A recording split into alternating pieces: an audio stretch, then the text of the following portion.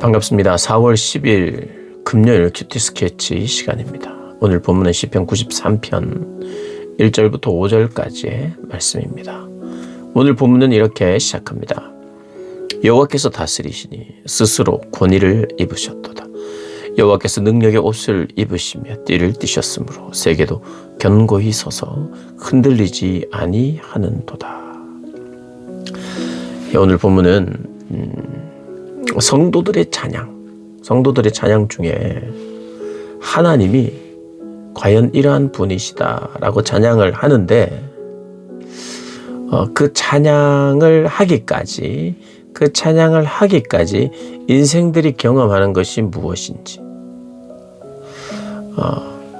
하나님은 선하시다. 그리고 인생은 어려움이 있다. 그럼에도 불구하고 마지막 결론은 그 하나님은 선하시기에 찬양받기 합당하시다. 이런 이제 구조로 만들어진 시편입니다. 근데 대부분이 그래요. 시편이 대부분이 먼저 하나님을 찬양합니다. 근데 그 찬양의 내용 안에는 우리가 겪는 어려움에 대한 대답이 있어요. 그러니까 이것은 어떻게 보면 순서를 볼 때는 우리에게 어려움과 아픔이 있습니다. 그런데 하나님은 어떤 분인가? 그 어려움과 아픔 위에 계신 분이고 어려움과 아픔을 해결하시는 분이시기도 하고 어려움과 아픔보다 크신 분이다. 그래서 나는 그분을 선하다. 그분을 의롭다. 그분은 전능하시다. 이렇게 고백할 수 있다고 고백하는, 그럼에도 불구하고 내가 경험하는 것과 내가 느끼는 한계에도 불구하고 하나님은 여전히 하나님이시다. 그래서 우리 찬양은요, 하나님은 하나님이십니다, 이렇게 찬양하는 거예요, 결국에는. 그런데 우리의 삶과 우리의 느낌과 우리의 형편을 아무리 살펴봐도 하나님은 하나님이다, 이런 결론이 나오는 게 시편이에요. 오늘 이렇습니다.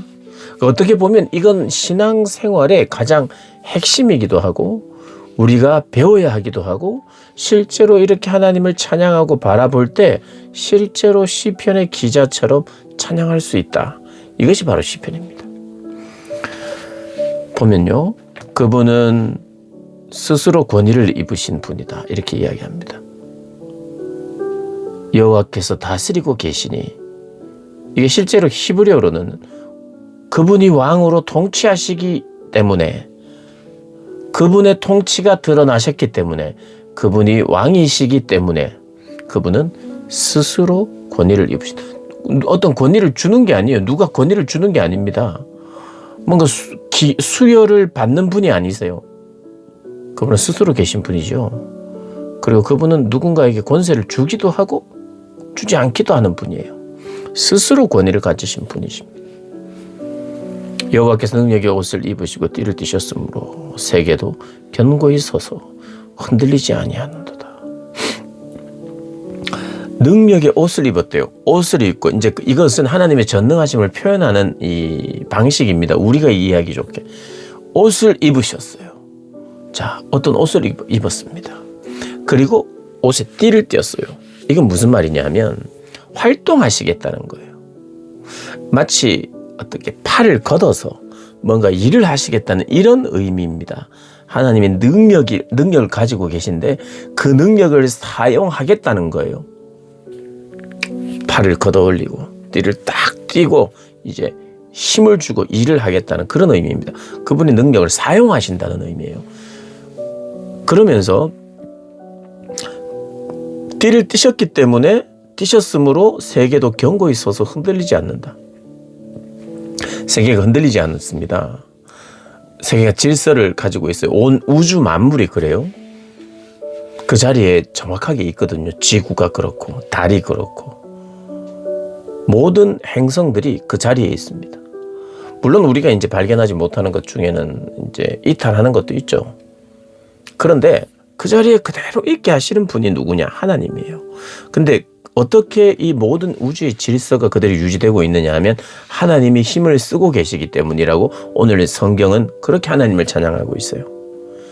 그러니까 하나님의 힘이 지금 뻗치고 있다는 겁니다. 하나님의 능력이 사용되고 있기 때문에 오늘 우리가 살아요. 오늘 내가 살고 우주가 우주로 돌아가고 있어요. 지구가 지구되고 있어요. 우리가 호흡하고 우리가 이 땅에서 발을 딛고 사는 모든 것이 하나님의 능력을 사용하고 계시기 때문이라고 지금 찬양하고 있어요. 그게 맞죠.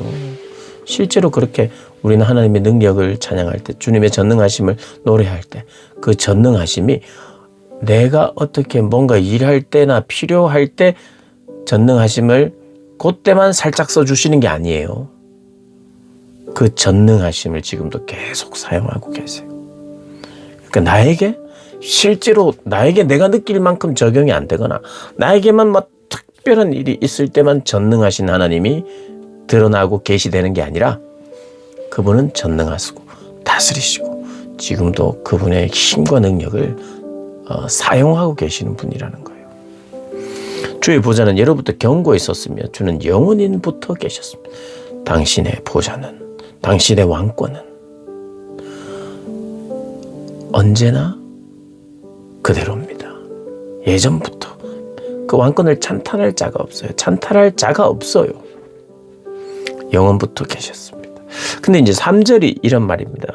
3절은 여호와여 큰 물이 소리를 높였고 큰 물이 그 소리를 높였으니 큰 물이 그 물결을 높이나이다. 이 3절을 보면 이게 물이 있구나, 소리가 있구나. 하나님을 찬양하는 것 같아요, 3절이. 그래서 우리가 이제 설명을 좀 듣고 구약에서 말하는 물, 여기서 말하는 큰 물이 뭐냐 이렇게 할 때 여기서는요 4절을 보면 높이 계신 하나님의 능력은 많은 물소리와 바다의 큰 파도보다 더 크다. 그러면 하나님이 이거보다 더 크다는 거예요. 어떤 칭찬과 긍정적인 것이 그것보다 더 크고 긍정적이라는 의미가 아니겠죠. 예, 그래서 보통 물, 바다는요 혼돈 이런 걸 말하는 겁니다. 어떻게 보면 혼란스럽고 대적이 있고 어려움과 아픔과 고난이 있는, 그래서 어떤 풍랑으로 이해하면 되겠죠. 큰 풍랑과 같은, 큰 물이 소리를 높였다. 큰 풍랑이 더 질서를 어지럽히는 것 같고 대적들이 막 힘들게 하고 혼동이 있는 그런 걸 의미합니다. 그러니까 그 물이 더 큰 물이 물결을 높이고 있다. 대적과 압제 이런 것들이, 고난이 더 높아 보인다 이런 겁니다.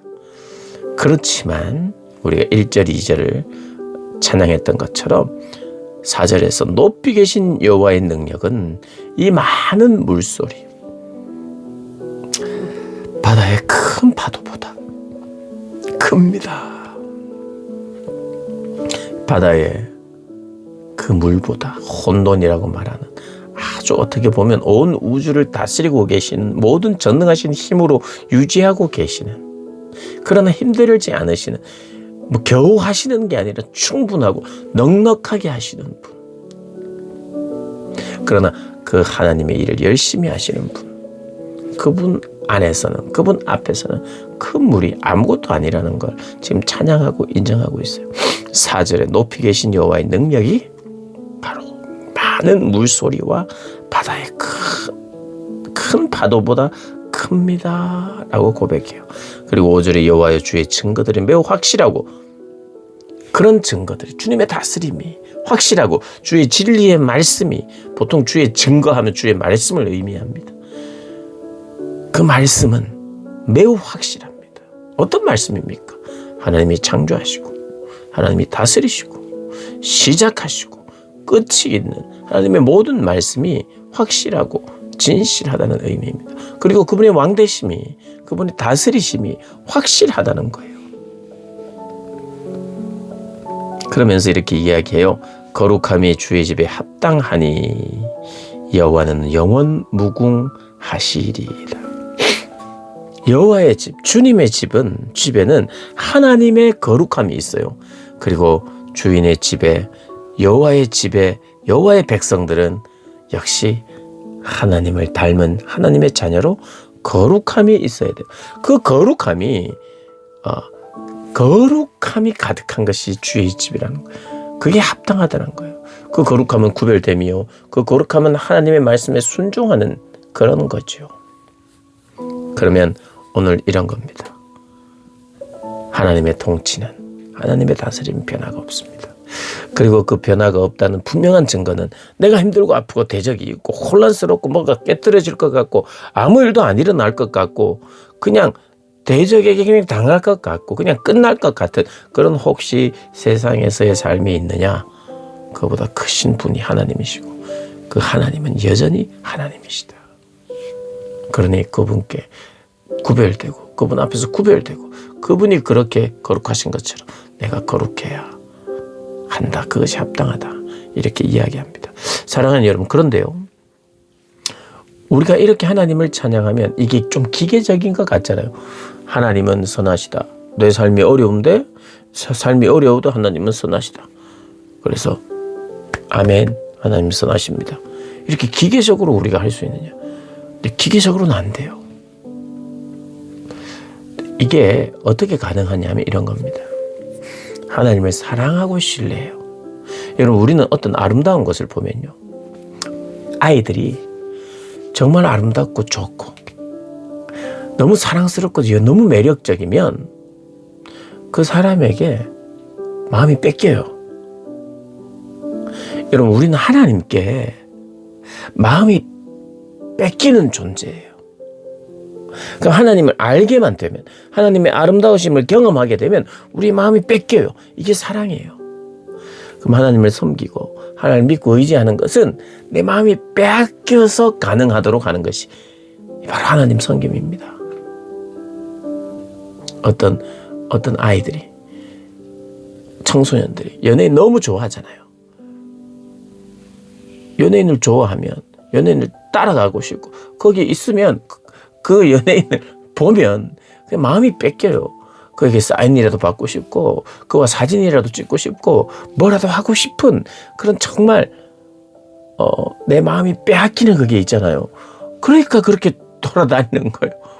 콘서트에 가고 하루 종일 줄을 서고 이게 왜 그래요? 마음이 빼앗기니까 그래요. 하나님을 향한 우리의 고백이 그런 겁니다.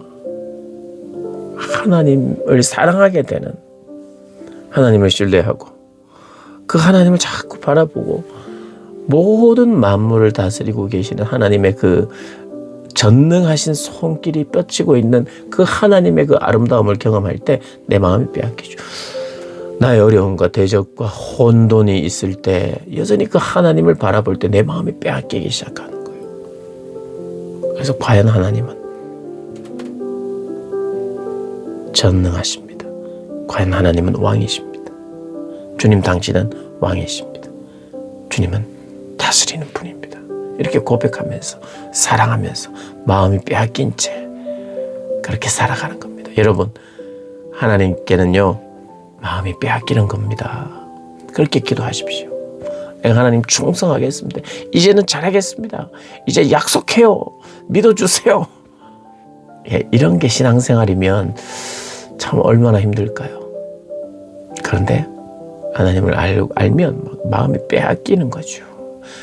그렇게 신앙생활 하게 해달라고, 그렇게 알아가게 해달라고 여러분 기도하는, 특별히 오늘 4월 10일 되시기를 주님의 이름으로 축복합니다.